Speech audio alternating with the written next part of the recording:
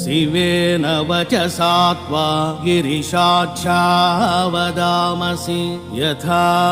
नः सर्वमिज्जगदक्ष्मगुं सुमन असत् अद्य वोचदधिवक्ता प्रथमो दैव्योऽभिषक् अहीगुंश्च सर्वान् जम्भयन् सर्वाश्च यातु धान्यो धराजीः परासुव असौ यस्ताम्रो अरुणा उत बभ्रुः सुमङ्गलः ये चैनगुं रुद्रा अभितो